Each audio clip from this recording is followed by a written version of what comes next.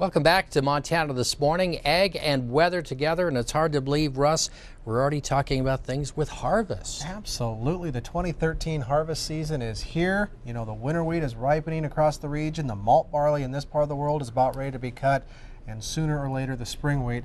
And we're talking about how to protect that stored grain and really protecting profitability with our friend Randy Scott from Central Life Sciences. And this morning, you have some very good tips for all of us. Well, yes, Russell, I appreciate the opportunity to come on your show here, and we have some stored grain protectants that we manufacture and sell through various outlets here in the area, and there's some important things that growers should do to protect their profits in that grain. First of all, they need to consider sanitation of those bins or those storages that they use to store that grain. Those need to be cleaned out well, patched, all the holes in the roofs fixed and all that.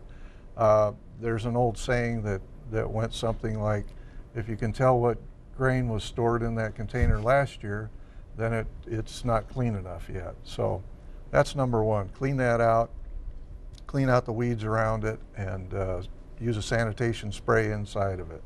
Secondly, when you're loading the grain into that container, make sure that you put a protectant on it, either our Diacon product or our Sentinel product. One of those two. You can find out more from our website or from your local ag chem dealer.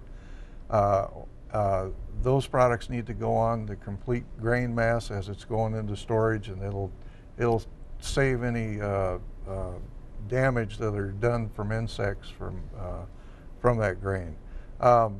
Next is to use your air on that grain if you have it. The grain needs to be cooled down. That inhibits the insects, and it also saves the quality of that grain.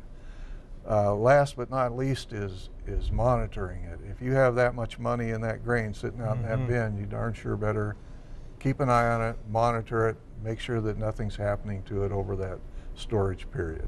Now, that's a great checklist. You mentioned the website.